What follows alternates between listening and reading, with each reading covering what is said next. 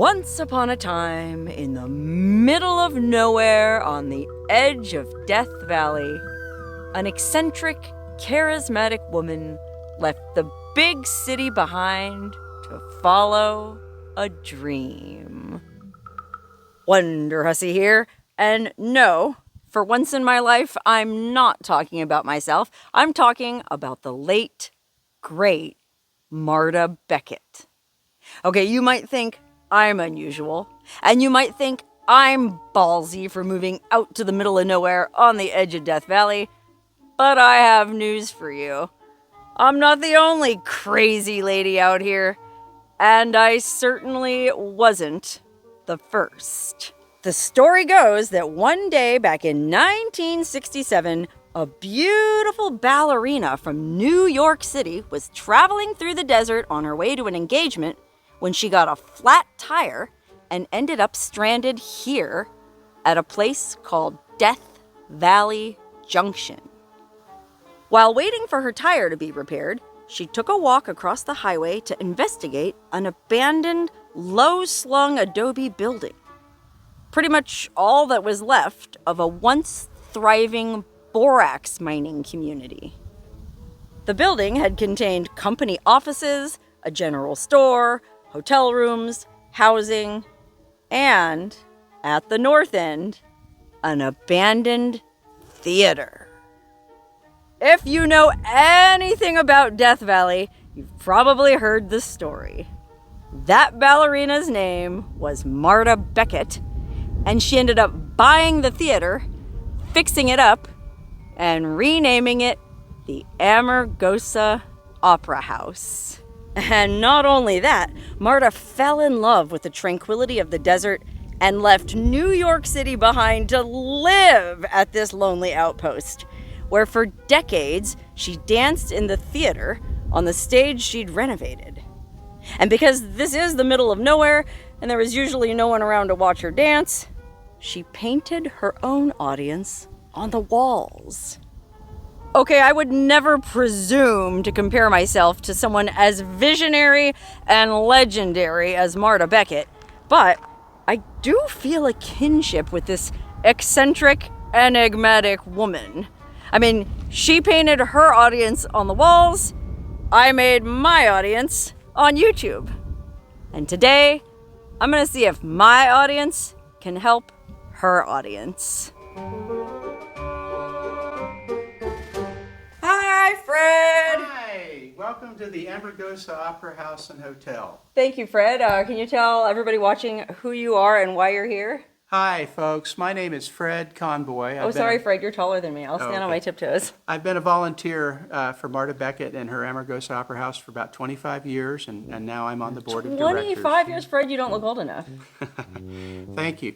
It's been a labor of love. It's been very challenging, but I've enjoyed every second of it. I'm so glad you're here to help us tell our story. Fred, we have been so curious to see inside this place. We can't wait. Will you give us a tour? Oh, I look forward to it. Let's start right here in the lobby of the Amargosa Hotel, which was built in 1923. Have you ever heard of borax? Yes, Fred, we know all about that because we've been to the 20 Mule Team Museum in Boron. The town of Death Valley Junction was actually a refinery for the borax that was mined. Oh, I see. So they weren't mining borax, or they were refining it. Exactly. So in 1923, this structure was built by the Pacific Coast Borax Company.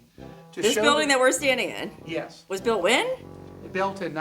Started in 1923. Wow, so it's over 100 years old. Over 100 years old. Holy cow, and it's amazing that it's still in pretty good shape, huh? That's right. So half of this structure was the hotel and the dining room, and the other half was the dormitory for the mill hands that worked in the mill. Over here is the dining room with a Spanish theme. Wow, yeah, this is a really nice hotel, Fred. I must say, you have preserved this place beautifully. And then here in the lobby... Let me just zoom out for a minute. For folks watching from home, this is an actual functioning hotel that you can stay in. Look how cool this is. And there's hold on, Fred. I gotta show everybody this portrait of the beautiful Marta Beckett. That's who we're here talking about. That's what she looked like. She danced in New York City, right? She did. Marta Dan, she was born in New York City and she lived in Greenwich Village. Ooh. She was born in 1924 and she performed in New York City on Broadway. Oh. And she also was a painter, and she painted a lot of easel paintings. Did she paint this thing behind you, this mural? Yes, she did. This is kind of, it can be interpreted in a couple of ways. It can be interpreted as what Death Valley Junction will become eventually, over time, crumbling into the sand, or it can also be viewed as what it will not become because Marta saved it from devastation. And now let me call your attention to a very special feature. The dust devil in the sky. Oh, wait, hold on. What? This is a dust devil shaped like, oh, it looks like a ghostly dancer. A dust devil ballerina pirouetting in the sky. And the reason that's significant is that it was Marta's express wish that when she died, she did not want to be buried in the cold, hard earth. Rather, she wanted to spin perpetually, pirouetting in the sky like a dust devil. And did she get her wish? She did. When she died, she was cremated and scattered with wildflower seeds throughout the town of Death Valley Junction. So if you see a little yellow flower up there winking up at you, it just might be Marta. Wow, Fred. What a story. Was she an artist first or a dancer first? You know, I think she had a twin love of both. Okay, but when she got the flat tire and she came over here to look at this busted old adobe building with this old abandoned theater, she had in mind dancing, not art. And we'll get to the flat tire a little later when we get over to the opera did house. I get ahead of myself? No, you didn't. It's absolutely. Well, people are probably wondering how this cosmopolitan woman from New York City ended up in Death Valley Junction. Well, she was on the road for about 9 years with her husband Tom Williams. They were traveling from New York. She was on a one-woman show tour, touring throughout the Midwest. How about that? Even in my home state of Kansas. She stopped in Dodge City, Independence, Hayes. But anyway, on the road trip, they were driving a van pulling a camper, and in the camper were her costumes and her easels. So she rehearsed and she painted when they would stop in the evening. Man, where do I find a man to drag my hobbies around the country for me? Well, without further ado, why don't I show you her amazing opera house? Shall we take a walk over there? I'd love to, Fred. Well, Sarah, on the way over to the opera house, I'd love to show you one of the rooms that was painted with murals by Marta Becket. Oh, wow. So she painted the rooms, too, in the Yes, hotel. yes. Which this is still. Let me show you the honeymoon suite, Okay, we'd love to see the honeymoon suite. AKA the Swan Room. Ooh, the Swan Room. Yeah, again, this is still a functioning hotel, and this is a place for, there's a lot of people who watch this channel that don't really want to stay at the Hilton, someplace boring in Vegas. This hotel has so much more character. Look at how beautiful this is, and there's skylights. Yeah. Wow, letting a beautiful desert this old sunlight desk here in. was in the original post office here. Oh, this was so this was the post office desk. Yes. Oh, look at all this awesome reading material. Roundup. Heck, we've even got Tobacco Ooh, Road Tobacco by Erskine Road. Caldwell. Wow, how fun. Good So, nighttime reading. yeah, so if you're staying here, you can check out a book from the lending library. Look at that. And incidentally, this is also one of the places in the hotel that is reputed to have visits from some of the spirits that pass through the skyline. Spirits, Fred. What do you mean by that? Well, here we do have a community of spirits. Yes, in fact, our community of ghosts. Oh, so Yes, and Marta. a lot of people watching this probably heard this is a haunted hotel. So you're. I don't know that I'd even call it haunted. I think it's just that there is a group of ghosts, a community of ghosts that live here. We feel their presence, and it's a positive, warm, even exhilarating experience, I would say. And in this particular location, why don't you step to the center if you don't feel the warmth. Oh, right their here. spirit. Yeah. We're standing right under this skylight. Hold on. Can And see if the you light wait coming just in. a second, I'll bet you could even feel as if you're being slightly levitated in this space. Do you feel it? Yeah, kind of. Yes, you do, because it's real. Fred, what's up with these paintings on the walls here? She did these too? Yeah, these were These were some of the earliest benefactors to Marta. Oh, people who donated her money. Oh, how about that? No kidding. And so she painted them on the walls of the hallway. Isn't that wild? Oh, she didn't get around to this one yet. Fred, I see there's a blank frame here. Just saying, I can think of somebody you could have somebody paint in there. That could be Sarah Jane Woodall. We never know. Never know. So this is a room that people can rent if they want to stay here. This is called the Swan Room. Oh, look at she headboard. painted a swan headboard on the wall. Oh, she painted an armoire with some little lacy things hanging in it. Look at that. And I'm sorry you can't play any records on. That's just an optical illusion, the phone. Oh, dang, no phonograph in the room. Oh, bummer. Well, how cool is that? Now, unfortunately, the reason why part of the mural is no longer there is that this happened during Hurricane Hillary. And during that devastating flood, we lost a portion of Marta's mural. Wow, no kidding. So what happened? You guys had to rebuild that part of the wall? Yep. Did you know Marta? Personally? I did. I met Marta back in 2001. And she passed away when? In 2017. Dang it, I'm so bummed I never got to see her. When I lived in Las Vegas, this was my weekend haunt. I came out here as often as I could. I told her then, I pledged to help you, and I'm here today because I'm still helping to preserve her legacy. Wow. I made that commitment to her then as a friend. 25 years ago. And so that's what I'm doing. I'm fulfilling that wish. And again, it's a labor of love. There's not a second that I miss Marta. I miss her friendship. I miss our conversations about art, about the meaning of time and transcendence of that time. Oh my God, Fred, stop it. You're making me jealous. Wait, how many rooms do you guys have here? Well, we have about 15 rooms that are rentable at the Oh, moment. okay. Oh my gosh, look how fancy this is. And that's her original painting. Yes. How do you guys maintain this?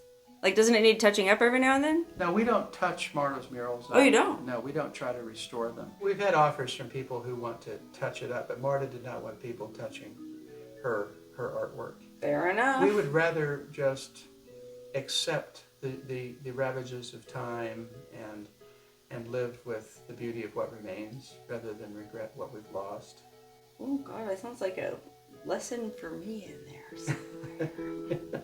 Fred, the monthly cost just to keep this place up must be astronomical. How do you? Yeah, I'd say expenses generally run about $10,000 to $12,000 a month. And unfortunately, our revenues don't always keep pace with our expenses. Most of the revenues are generated by the rental of these hotel rooms. Right, and you only have how many rooms? And 15 rooms. Oh yeah, that's tough. And depending on the business. Now, Sarah, I will tell you, this was the first summer in many that we didn't see a lot of tourists coming from Europe. Typically, most of our summer travelers are from Europe, from Germany especially, because they love extremely hot weather. The French, the Italians, the Scandinavians, we even had families from Poland. But for some reason, they just didn't come this year. We had to use a lot of our reserve funds, and they just about dried up. Well, it's a constant struggle to keep this place open, but at the same time, you're not trying to keep it preserved, I guess. You're letting it, what was your terminology? Genteelly crumble back into the desert? Well, we like to call it the elegance of decay. Oh, I love that. We like to think of it as the elegance of decay. There really is an elegance here. Look at this beautiful colonnade. This is very elegant. And so at the time of her flat tire in 67, this place would have been abandoned for how long? About 20 years. And she peeked through the chink of the door of this old social hall, and she saw a shaft of sunlight on a doll's head. Oh! And she had an epiphany. This is what the fortune teller had told her many years earlier. Marta, you will move to a very remote, very rural location and have the happiest time of your life. Wait, did a fortune teller really tell her that? She really did. There was a prophecy that Marta heard when she was in New York, that she saw the letter A, presumably in a crystal ball or something akin, and said, I see you moving to a remote rural location where you will have the most joyous time of your life. Amargosa. And Marta said, but I'm not a farmer. I can't imagine being around rural folk. But indeed, she got out here. Well, the rest is history. Okay, everybody, the moment you've all been waiting for, the big reveal of the legendary Amargosa Opera House. Dun dun dun! Oh my gosh, you guys. Look how amazing this place is. Oh, just beautiful. And it smells amazing. It smells slightly musty, historical, interesting. Now, I mentioned to you, when she had the flat tire, she looked through that chink in the door and saw there was this revelation that this is what was prophesied by the fortune teller in New York City, that one day she would move to this very remote, very rural place and experience the happiest times of her life. And she did believe this was the fulfillment of her destiny to move out there. These were blank walls.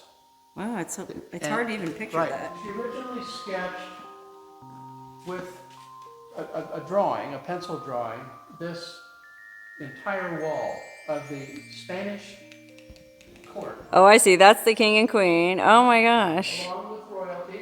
Oh, so these are like the dukes and duchesses. Exactly. And even on this side, you'll see two Jewish rabbis in the crowd. Oh my goodness, what rabbis? One Oh yeah, there. there they are up there. Look at that. And one there. And the reason is that the rabbis, they supported Marta through her arts education. They sent her to school and paid for it. Oh, when she lived in New York. Yes, and as a tribute, she painted these two Jewish rabbis to represent those At that- the Spanish court. Ooh-wee. I mean, the Spanish Inquisition. Rabbis. Yikes. She painted some other panels called the Ecclesiastes. Oh. And up in this corner, you'll see Oh. the Nuns.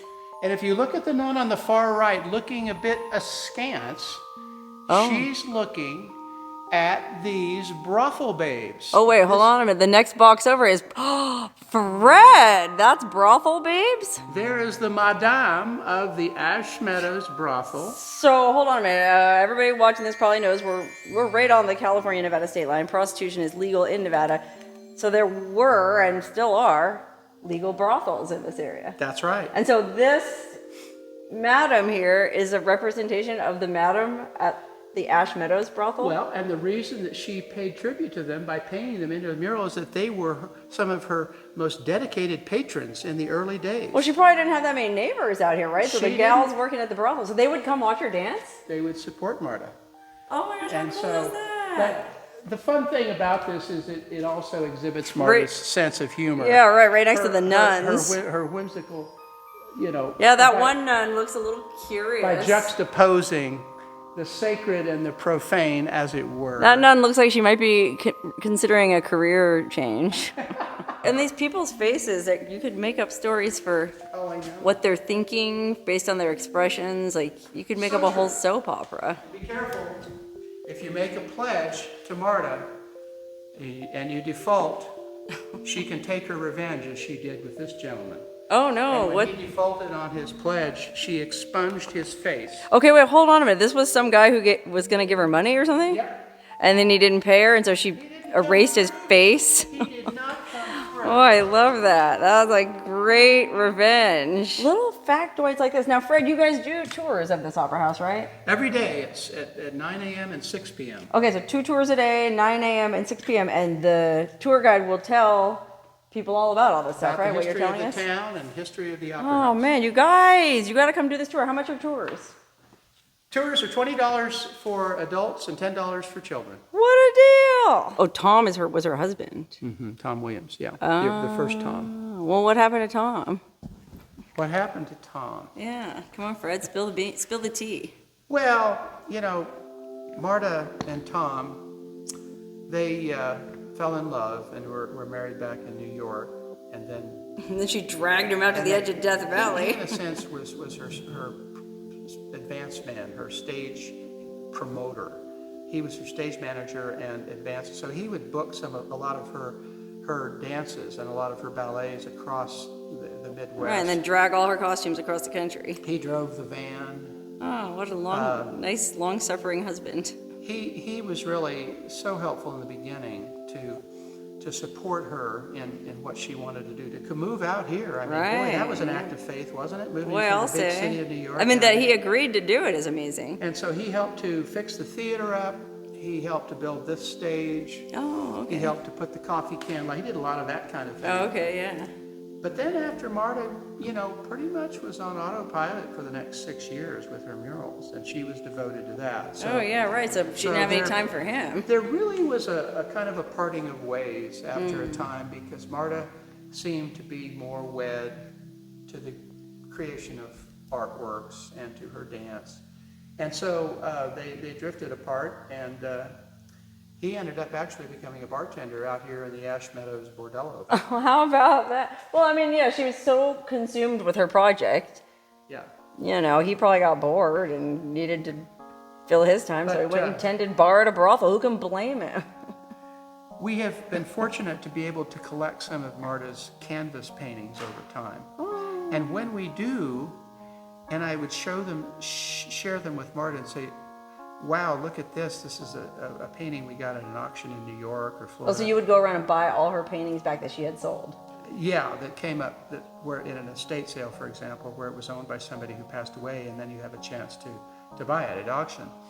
And when we were fortunate enough to do that, I would show Marta the images, the pictures of these paintings, and she would be brought to tears, and she'd say, Fred, thank you for bringing my children home. Oh. She did not have any biological children, but she had dozens and dozens of these canvas paintings, which were Those were her children. of her soul, born from her creative soul. So those were her children, her creations, including these.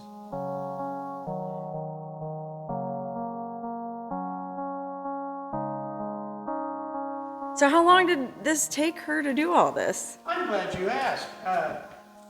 She was on her scaffolding for 4 years. 4 years. Painting these murals. She finished these, Sarah, in 1972. Oh my gosh, look, she signed her name. Get out of Or town. finished, or done. Marta Beckett, August 9th, 9th, 1972. which happens to be Marta's birthday. So she finished on her birthday 5 years after she got that flat tire. 4 years.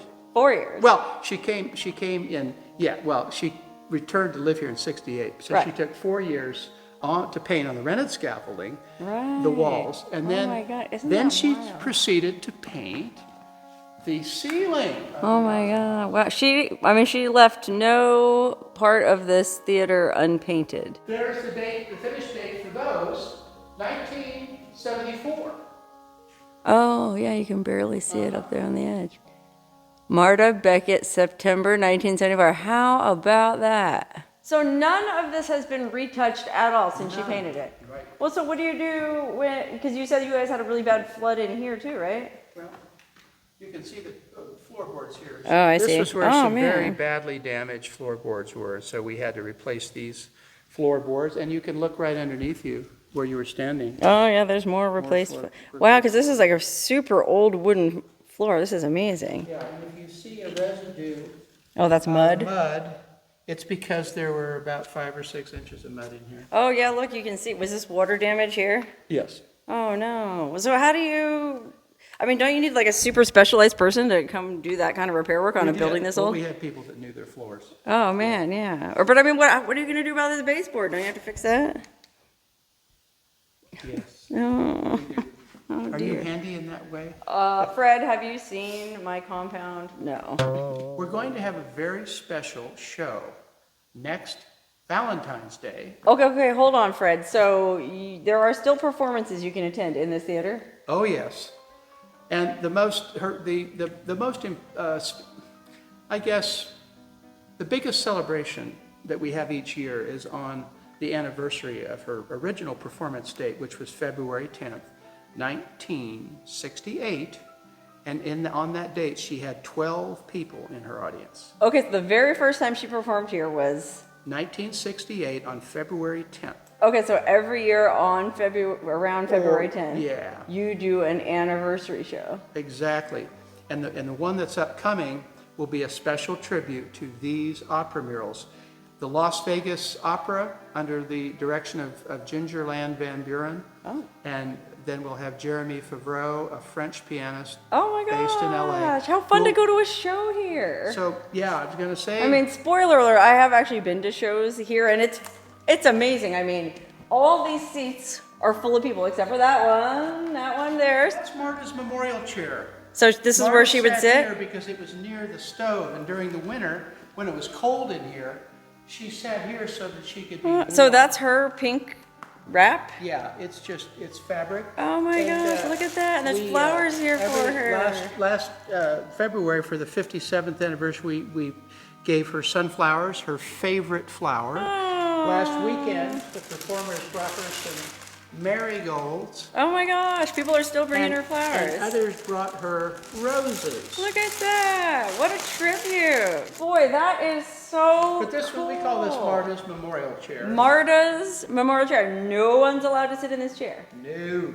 Even when you're sold out. Even when we're sold out. There's always a chair set aside for Marta. Marta originally used folding chairs in the theater. Okay. But later, she was able to acquire these red velvet and gold Art Deco style That's what she seats. bought. She had these brought in from somewhere. Boulder City, from the Boulder City. Oh, get out of town. These are from Boulder City, just right around the corner. Yeah. No kidding. Don't they just do perfect justice to the Opera House? Yeah, I mean, they fit the vibe perfectly. Yeah, with the gold and the red. Oh, and I love they're from Boulder City. That's so cool. This is the view from the stage. Wow, isn't that amazing? Look at that. We can put ourselves in the shoes of Marta Beckett from New York City. Just spent 6 years painting the walls and the ceiling of this place. Nobody in here, but it didn't matter because, well, she's got all these nuns and monks and prostitutes to dance for. Is that about right? That's it. And Pagliacci, who committed 2 murders in the same Yeah. opera. Imagine that. Sounds like Nevada. Is this one of her original costumes? Yes. Oh my gosh, wow, you just have one of her costumes sitting here. I mean, doesn't this stuff have to be kept, like, climate controlled? Is it gonna degrade? Well, we also want to share it. Oh, I love We that. want to bring it out from the bushel so people can see it. Yeah, I mean, you can know. see, like, I Yeah. mean, this really gives you a sense of, like, being near one of her outfits that she wore. Look at that, isn't that crazy? That's her, well, I don't know if you call it tutu, her skirt. Wow, I mean, you really have to come see this place for yourself. Video does not do it justice because it's not just the visuals, it's the feeling of being in there. And oh my God, look how beautiful this place looks at dusk. I didn't realize how long we were in that theater, but look at that. The full moon just came up over the beautiful desert, and the light is soft over the old Amargosa Hotel and Opera House. Isn't that beautiful? Just a magical, truly exceptional place. Fred, I can't thank you enough for letting us take this tour. Sarah, I'm grateful to you for coming out to pay us a visit. And despite the damage and the hardship we've been through, I really appreciate your efforts to invite friends in to support what we're doing and to experience the Opera House firsthand. Yes. It really is a joy. It is a joy, and they do need help, so come out and take a tour. I mean, that's how they're paying the bills at this place. Come take a tour. If you can't come out and take a tour, you can make an online donation, and I'll put the information for that in the description to the video. But mostly you just want people to come out here and see this. Come out here. Yeah, come out and visit us. We have tours twice a day at 9 a.m. and 6 p.m. And then we also, if you sign up for our newsletter, which you can do on our homepage, you'll get announcements about the upcoming events. You can sign up for the Opera House newsletter at their website, amargosaoperahouse.org.